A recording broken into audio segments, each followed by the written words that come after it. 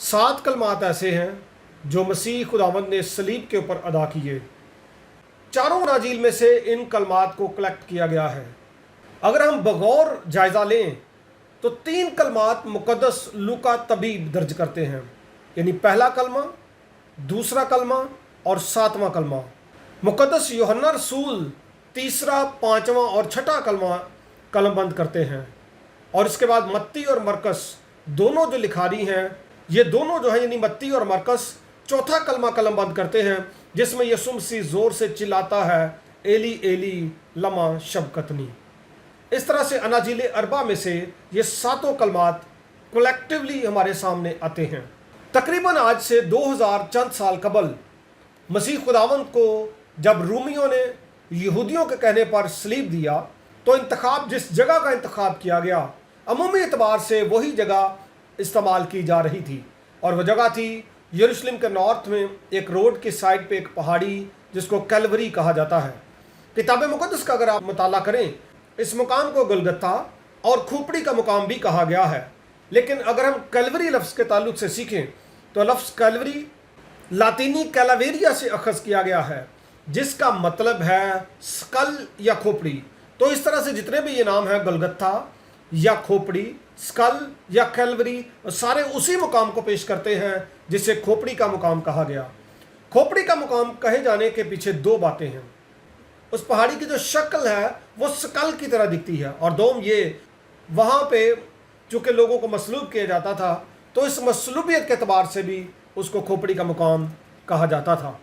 यीशु को जब वहाँ पे लेकर गए तो एक पूरी रात, जब जुमेरात के रोज़ पूरी रात मसीह को अजियत दी गई, मुख्तलिफ अदालतों का यीशु मसीह को सामना करना पड़ा, और उसके बाद तकरीबन सुबह के 9 बजे यीशु मसीह को उस मुकाम पे यानी कलवरी के पहाड़ पर लेकर आए, और 9 से 12 के दरमियान में यीशु ने 3 कलमात सलीब पर अदा किए। पहले 3 कलमात जिनका बराह रास्त इंसानी ज़िंदगी के साथ ताल्लुक़ था, जिसमें यीशु मसीह ने लोगों को मुखातब किया, और इनमें जो पहला कलमा था, आइए उसकी तरफ हम बढ़ते हैं। मुकद्दस लूका तबीब का लिखा गया इंजीली बयान, उसका 23वां बाब और उसकी 34वीं आयत में लिखा है, यीशु ने उससे कहा, ऐ बाप, इनको मुआफ़ कर, क्योंकि ये नहीं जानते कि क्या करते हैं। तलावते कलमा मसीह हम सब के लिए बरकत का बाइस हो, आमीन। अजीज़ों, वक्त मैंने आपको बता दिया, सुबह 9 से 12 के दरमियान में यह कलमा यीशु मसीह की ज़ुबान से निकला। यीशु मसीह ने मसलूबियत को मद्देनज़र रखते हुए, अपने कातलों को मद्देनज़र रखते हुए ये जुमला कहा कि ऐ बाप, इनको मुआफ़ कर। यीशु मसीह का ऐ बाप कहना अव्वल इस बात की तरफ हमारी तवज्जो दिलाता है कि यीशु अपना जो ताल्लुक़ है वो खुदा बाप के साथ जाहिर कर रहा है।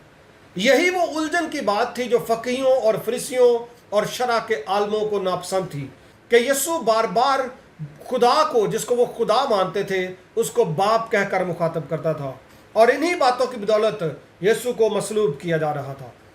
और यहाँ पे वो उन तमाम लोगों की मुआफ़ी के लिए तलबगार है। याद रखें, यीशु के ऊपर एक ये भी इल्ज़ाम था कि वो बहुत से गुनहगारों को उनके गुनाहों से मुआफ़ी देता था।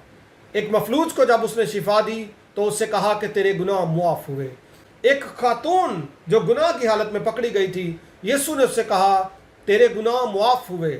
और लोग वहाँ पे सवाल करते थे कि इसको किसने इख्तियार दिया है, क्योंकि यसाया की किताब के 43वें बाब की 25वीं आयत के मुताबिक गुनाह मुआफ़ करने का इख्तियार सिर्फ़ और सिर्फ खुदा के पास है। और यहूदी इस बात पर इकरारुल ईमान रखते थे कि सिर्फ़ और सिर्फ यहोवा पाक खुदा ही गुनाह मुआफ़ कर सकता है।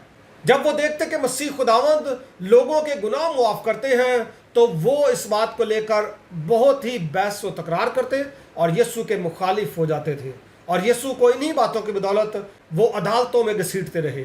अब यहाँ पे यीशु, चूँकि उसके पास खुद इख्तियार था कि वो गुनाह मुआफ़ करे, लेकिन यहाँ पे वो ऐसा नहीं कर रहा। यहाँ पे वो अपने बाप से दरख्वास्त कर रहा है। इसकी बुनियादी वजह ये है, पहले बहुत सारे लोगों के अपने कसूर थे, आपस की नाराज़गियाँ थी, लेकिन यहाँ पे जो कसूर किया जा रहा था वो यीशु का था। यीशु को मारा गया, यीशु को कांटों का ताज पहनाया गया, यीशु को कोड़े पड़े और यीशु को अजियत दी गई और उसके मुंह पर थूका गया था। अब यीशु जो हैं वो बाप से दरख्वास्त करते हैं और ये एक खूबसूरत दुआ है कि ए बाप इनको मुआफ़ कर। यीशु मसीह मुआफ़ी के तलबगार हैं और साथ में कहते हैं कि ये नहीं जानते कि क्या करते हैं। मेरे अजीज़ों, हम जाने अनजाने में बहुत दफ़ा खुदा के ख़िलाफ़ काम कर रहे होते हैं, उसके कवानीन के ख़िलाफ़, इंजील की तशहीर के ख़िलाफ़ और मसीहियों के ख़िलाफ़ काम कर रहे होते हैं। जाने अनजाने में अबलीस के हम फॉलोअर्स होते हैं और अबलीस मुख्तलिफ अंदाज से हमें अपने काम के लिए इस्तेमाल कर रहा होता है। उनके उस गुनाह को याद रखें, कौन सा गुनाह? वो गुनाह जो यीशु को उन्होंने मसलूब करने का किया, वो गुनाह जो मसलूबियत के साथ जुड़े हुए थे। ऐसा नहीं है वो सीधे जन्नत में पहुंच जाएंगे, निजात पा जाएंगे, ऐसा नहीं है। जो गुनाह उन्होंने किया था, यीशु का गुनाह, यीशु ने उस गुनाह को मुआफ़ कर दिया था और उसने बाप से दरख्वास्त की, शफात की। यहाँ पे तकमील पूरी हुई जो बात मुक़द्दस यसाया का सहीफ़ा 53वां बाब उसकी 12वीं आयत उसके दूसरे हिस्से में फरमाई थी, जहाँ पे लिखा है, क्योंकि उसने अपनी जान मौत के लिए उंडेल दी और वो खताकारों के साथ शुमार किया गया, तो भी उसने बहुतों के गुनाह उठा लिए और खताकारों की शफाअत की। उसने उनकी शफाअत की जो लोग उसको मार रहे थे। यीशु मसीह ने मुआफ़ी का अनमोल दर्स दिया। मुआफ़ी की तालीम मसीहियत में बड़ी वाज़ेह तालीम है। मसीह दुनिया में मुआफ़ करने के लिए आए थे, लोगों को उनके गुनाहों से मुआफ़ किया। लाहौर में पिछले दिनों में एक ग्रीन टाउन के अंदर वाक़या हुआ, क्रॉस की जब एक शख्स ने बेहुरमती की। मैंने उसके ऊपर एक वीडियो भी दी जिसके ऊपर एक शख्स ने कमेंट किया कि मैं वो अल्फाज दोहराना नहीं चाहता कि क्या करना चाहिए, और मैंने उसको कहा कि आप बाइबली पस मंज़र या बाइबल के नुक्ता नज़र से मेरे से बात करें, अपने नज़रियात सामने ना रखें।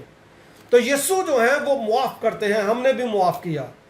यीशु तो यहाँ तक फरमाते हैं कि अपने दुश्मनों के लिए भी दुआ करो, और किताब मुक़द्दस में लिखा है, अगर तू खुदा की हुज़ूरी में आता है, इबादत गुजरानता है और तुझे पता चले या तुझे याद आ जाता है कि तेरा भाई तुझसे नाराज़ है, तो पहले जा उसको मना, उससे मुआफ़ी मांग, हालात बेहतर कर और फिर आके कुर्बानी गुजरान। इस बात को याद रखें कि हमने अपने ख़ानदानों में जहाँ पे हम खुदा के साथ रफ़ाकत रखते हैं, जहाँ पे हमारा ताल्लुक़ खुदा के साथ बहाल है, वहीं पे एक दूसरे को मुआफ़ भी करना है। अपने ख़ानदान में देखें कहाँ पे ज़रूरत है किसी को मुआफ़ करने की, किसी से मुआफ़ी मांगने की, उन सब मामलात को सीधा करें और सबसे बढ़कर अपने गुनाहों को यीशु के सामने रखें ताकि वो आपको मुआफ़ करे और आप हमेशा की ज़िंदगी पाएँ। अभी इसके बाद सिलसिलावार मुख्तलिफ़ कलमात बयान किए जाएंगे। आपसे दरख्वास्त है लोगोस टीवी को सब्सक्राइब करें, वीडियो को शेयर करें ताकि आप भी लोगों के लिए बरकत और शादमानी का बाइस हों। God bless you. Thank you.